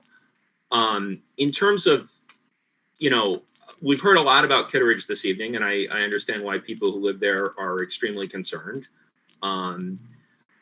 I'm a little bit, when I look at this, I'm a little bit concerned about Montgomery Street and trying to build a trail along it. I mean, I would ride on Montgomery Street right now personally, but I think trying to put the trail on the west side is going to impact a lot of rather old and stately street trees, some of which, you know, may be getting up there in their natural lifetime, but I think that's probably going to hit a lot of resistance when it actually gets to, you know, talking about where the bulldozers are going to go. In terms of the little piece of Elm Street, you know, it's actually only 300 feet from Women's Temperance Park to Old Pachasik. And, you know, hopping off and walking that would not be fun, but if the rest of this existed, I would do that and just walk the sidewalk. The one time I went that way, I think I actually walked all the way to the Pachasik Street Rotary. Because, you know, what's the most expensive part of this project? It's that $14 million bridge from, you know, in that little corner there, the switchback to get up there. My main interest is what do we do that creates a complete route, and then how do we make parts of it better? So, you know, if we have something that goes all the way through using the state project on Route 10, that's great. And then, you know, in 5 years, if Kittredge says, hey, we want to be connected, maybe we look at that possibility. The one thing I would say about the state project on Route 10 is that I think they're actually doing it exactly backwards. They should be keeping directional bike lanes in what's now the very usable shoulder, especially because those are cleared in the winter. But that is a completely different discussion because that is a completely different project. And the state, you know, Route 10 is actually already usable, and the state is going to do something to it so that that is a resource that this project, which is this discussion, can connect to. And, you know, I hope to have a big argument about Route 10 at some point, but that is a completely different discussion.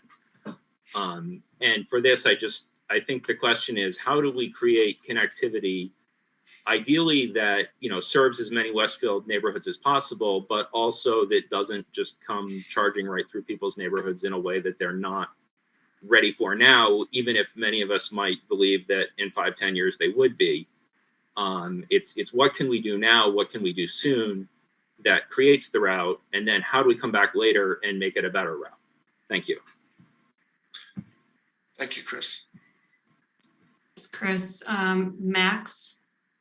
Hello, this is Max's wife, Sula. We also live on Sunset, so not a question or anything. We're not against bike trails, but we do want to show support to our fellow neighbors on Sunset, Barbara and Kittredge, and just keep us in the loop of every discussion or wherever voting is going to take place. We would like to just see other options that don't go through our quiet residential area. And that's all. Thank you.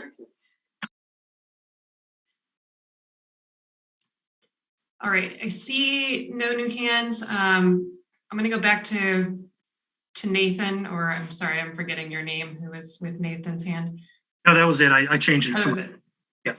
Okay. I was wondering, what are there any plans for having lighting on the trail for use in the dark?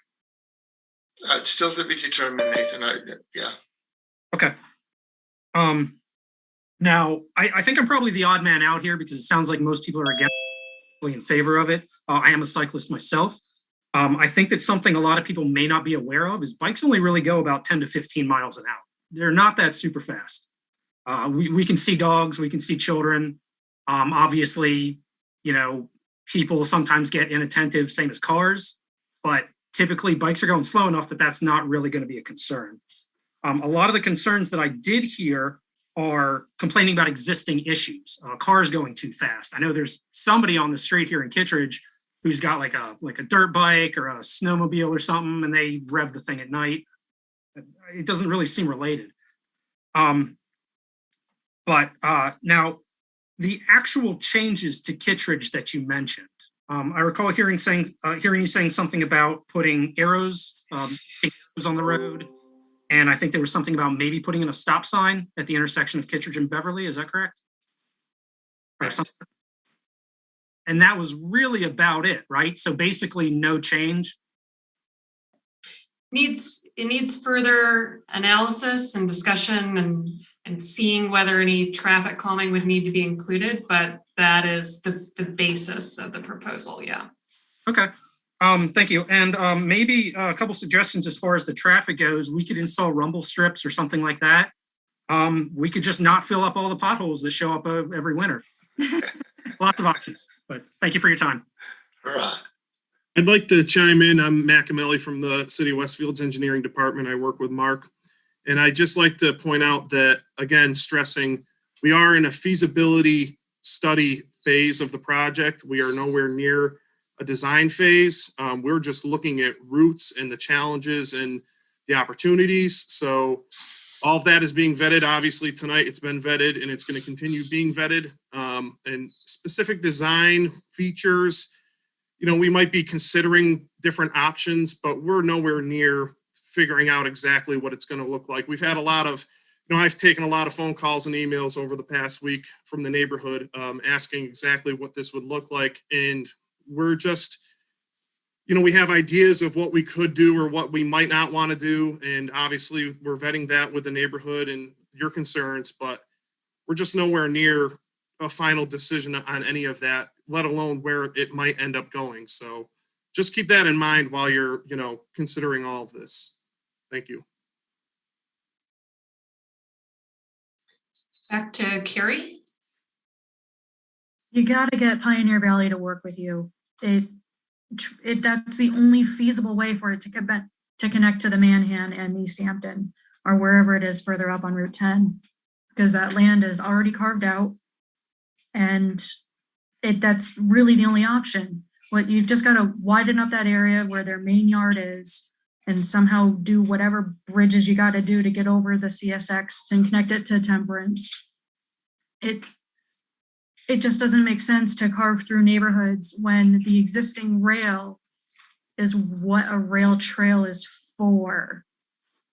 Like, I get that the idea is to, connect people. I would use the rail trail myself, but it just doesn't make sense to have it go through, Uncle Bob's backyard or, Aunt Dottie's front yard. It just doesn't make sense. The only real way is to get to work with CSX and the Pioneer Valley Railroad. Thank you. Thanks, Carrie. John Losito.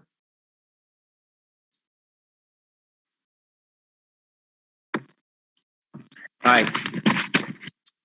My name's John Losito. I'm from the Manhan Rail Trail Committee.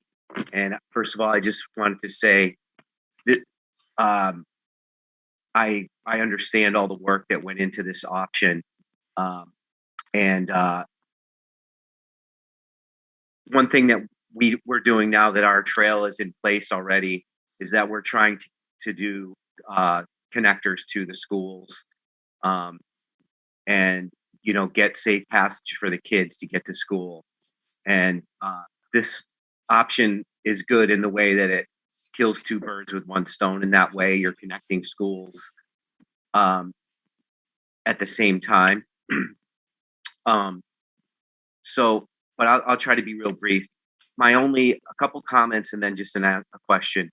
I don't know if how many people know here that the Southampton bike trail is already on the DOT projects list and will be built in the next few years. And that goes from Coleman Road to Sheldon's Ice Cream on Route 10. And that this trail that you're building is a critical trail because this is one of only, I think, 2 gaps in the entire trail that goes from Northampton to New Haven. So I'm just putting that out there for people who aren't aware of that. So this is really important work that you're doing here. And then I guess my question is, this is the only meeting that I was aware of. I didn't see the other 2 meetings. So I'm just wondering either that the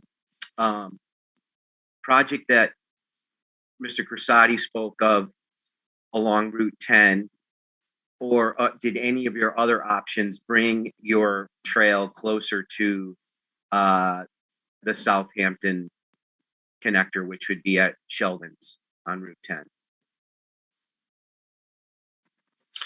All of the alternatives that Tool Design looked at went from point A to point B. Point A being Women's Temperance Park, point B being Southampton Road, roughly around the middle school. Okay. So there's still a few miles to look at in the grand scheme to get the connection, but there is talk of a possibility of going along Route 10. So the Commonwealth is designing and undertaking a project to put a separated bike-to-use trail along Route 10 from north of Route 90 to north of North Road. There'll still be a gap then from that point to the Sheldon Ice Cream connector to Southampton Road Rail Trail. But again, that's state highway. The anticipation would be, again, the Commonwealth would complete that gap. Okay. Thank you. Thank you. Thank you for your time. Thank you. Kenny.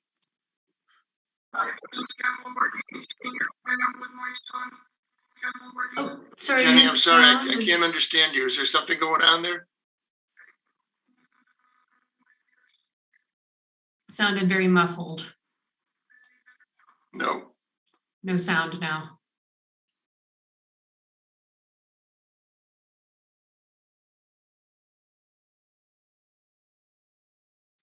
If it's convenient, you could use the chat button and we could read your comment. He's also muted now. I don't know if he can turn that off. Yeah, the chat's disabled. Oh. Oh, how come? It was going earlier. Yeah, it was working earlier. Oh. Kenny, do you know how to unmute on your microphone? There you go.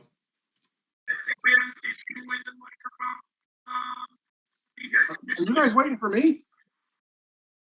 No, different Kenny. Sorry, we still can't hear you. Yeah, it's still not clear. So I'm sorry, I don't know what that is. And I don't know why the chat is disabled. But feel free to contact me by email or telephone at City of Westfield tomorrow. I'd be happy to answer whatever questions I can and take whatever comments you might have. Okay. Yeah, sorry about that. Chris, did you have a final comment? Yeah, I just wanted to respond to John's comment and someone else about the overall connectivity. And that's that while the Southampton extension from Coleman Road is in planning, where that comes out at Sheldon's is really about the worst possible part of Route 10. So that the rail route is kind of only interesting if it's absolutely complete all the way from the Westfield rail yard to Coleman Road. Right now, really the best way to do a through ride is to get somehow from the current end in Westfield to the Hampton Ponds area, the intersection of 202 and County Road and East Mountain Road. And basically, once you're there, County Road and its extensions up to Park Street in East Hampton are a really very relaxed ride. It's East Mountain Road south of 202 that is very narrow and very fast and very scary. So what's happening right now is the state has this project planned up 10202 along the west side of the airport. And I don't really agree with how they plan to do it, but they're going to do something there. There's already a lot of shoulder space there to work with. And then similarly, 202 across the top of the airport, it feels hostile, but there's a lot of shoulder space to work with. So that there really is a viable road routing that's up 10202 along the west side of the airport, across the top of the airport. And then once you're at Hampton Ponds, you're basically home free to go into East Hampton, get back on the trail at the Wilson Northampton School. If the rail route can be built all the way through, that's great as a rail trail experience, but it doesn't really give anything to these Westfield neighborhoods that we've been talking about tonight. And if people don't want anything to do with the trail, I suppose that's a plus. But it puts the trail sort of out of the way in the woods and not very accessible. The other thing is it creates a 3-season trail that's going to be completely unusable in winter versus the state project on 202 and anything, on these roads that we're talking about, they are still usable for local trips in winter, within Westfield itself. So that, I think they almost have complementary purposes. I mean, I would love to see the full rail route someday. But because the state is trying to improve the situation on 10202 west of the airport, connecting more Westfield neighborhoods to that, and then for those of us trying to do a through ride on the whole canal trail, we can then go across the top of the airport over to Hampton Ponds and up a relatively reasonable road. So it's the real challenge here at the moment is getting from Women's Temperance Park to where the state project on 202 begins. If we could do that on the railroad soon or eventually, that'd be wonderful. But covering the gap is the important thing. It's not about how, it's just about what are the ways we can do it and what advantages, or as we've heard tonight, concerns does that bring to various Westfield neighborhoods? Thank you. Thank you, Chris. So I'm not seeing any more hands raised. So we're gonna close the meeting. I want to thank you all for spending your time with us. I think most of the people who started the meeting are still with us. So really appreciate your input, your thoughts, your ideas. I've been sitting over here taking detailed notes. This meeting is recorded, so all of this information will be carried forward. And just want to, again, note this is kind of the beginning of a much more in-depth process that, of course, deserves a lot more engagement and analysis. So that will be happening with, information that we're taking forward from this project and what we've heard from you tonight. Mark, I see your hand right. John, I'm going to go ahead and say go ahead if you have a last comment, and then I'll let Mark finish us out. Yeah, that's not me, that's Dan Call, but that's okay. Okay. All right. Can you hear me? Yeah. Okay. I just wanted to ask, you said, I heard something about if the whole neighborhood was going to be involved in a vote as opposed to the people on Kittredge Drive. Was that Mr. Crucetti? Is that what you were saying? No, that's not what I had said. That's what it sounded like. It sounded like the people on Kittredge Drive, if everybody else in the neighborhood decides that they want it, we're stuck. Wouldn't it be mainly the people who are on the trail that would be the ones that would be involved in the vote? So look, when it comes to impacts to Kittredge Drive, understand the city is not, to my knowledge or my experience, it does not act as an ogre and just steps in and does whatever and regardless of what the neighborhood concerns are. It's going to be the city is going to temper whatever it does with neighborhood acceptance, but that is going to be neighborhood, not necessarily direct impact. It's not, I'm not saying that, a vote by the neighborhood or a petition that might be vetted currently is going to determine the future forever. It's going to be a point in time when, so look, the city obviously is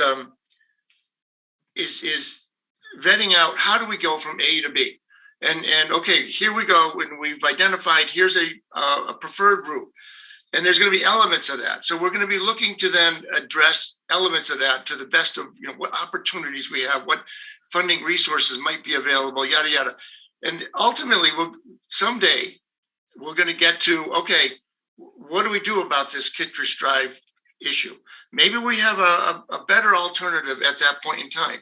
If we don't, and we do go to the neighborhood, there's going to be a neighborhood discussion and meeting, and like, okay, this is the best we have right now, or maybe it's all we can do right now. Where are you at? But understand, this is a democracy, okay? Your vote counts. Your taxes are part of what we're talking about here. The city is not going to just act unilaterally and say, well, the heck with you, we're going to do this anyways. Now, I'm not telling you, though, that at some point in time, perhaps the Commonwealth might say, this is so important to us, we're going to trump the city and we're going to do it anyways.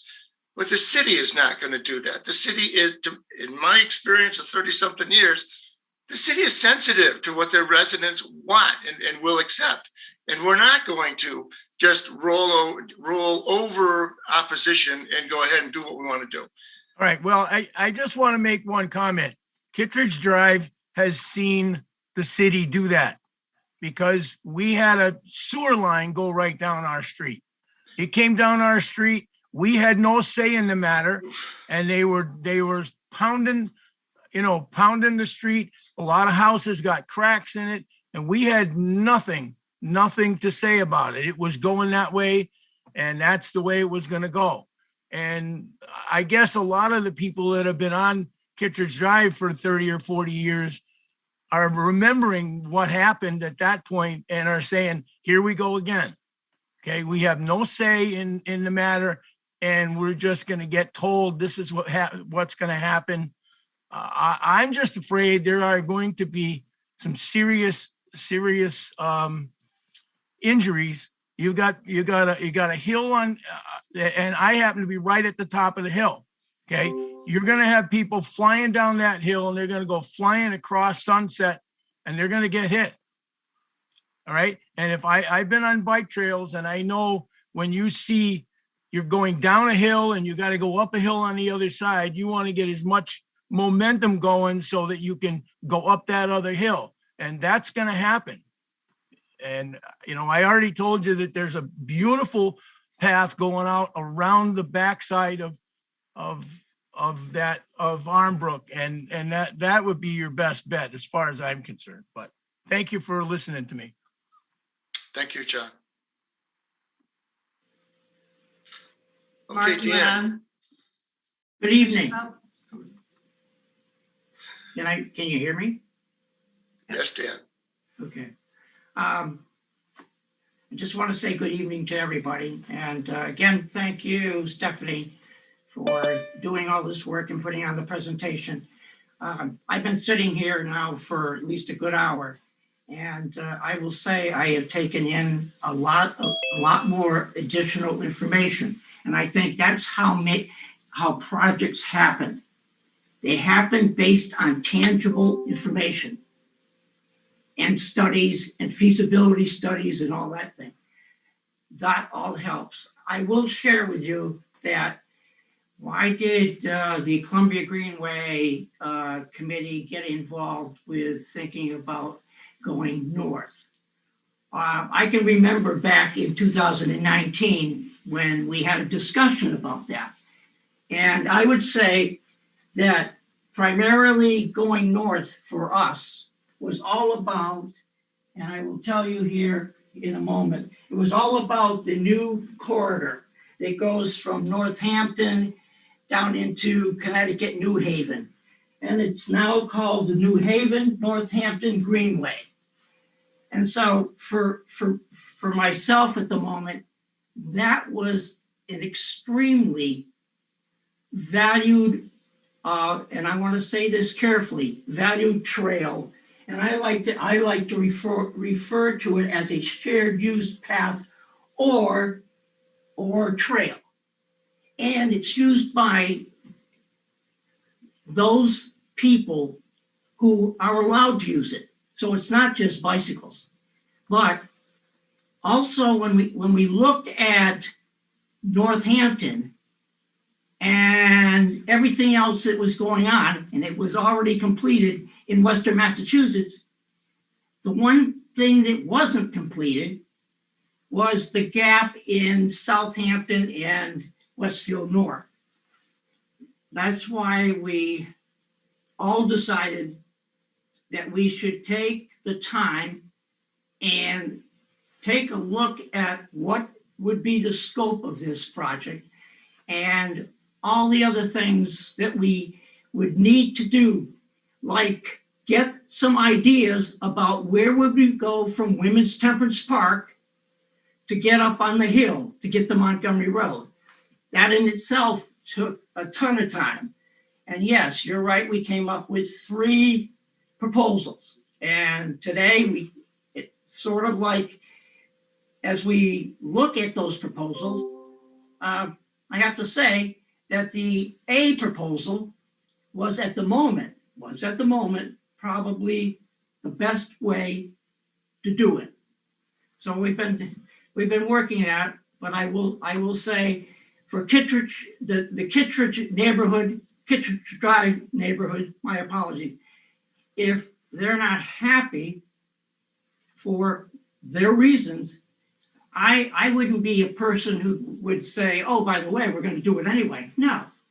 If they are not happy with it, then we will start looking at alternatives. And I know that word has been used a number of times tonight. Yes, if you can't do it one way, you go and find another way. So that means looking for some alternatives. And I do believe there is some alternatives that we could look at for that particular area. I guess that's where I'll leave it. And thank you for letting me say a few words. And have a good evening. Thank you. Real Mark, would you like to close us out? You're muted.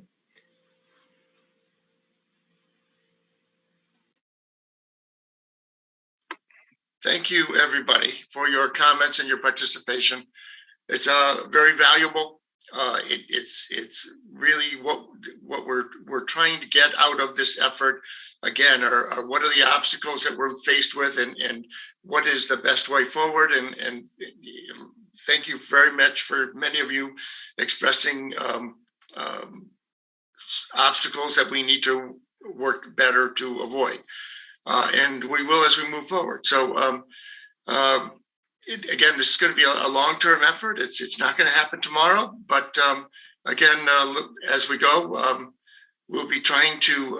I would think that what we're going to do is pick certain the most difficult or challenging issues, like crossing I-90, and try to achieve something there, and see what we can achieve.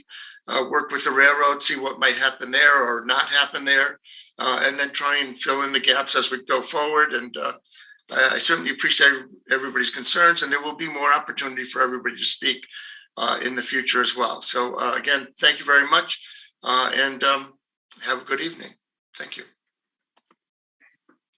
Thank you all. Have a good night.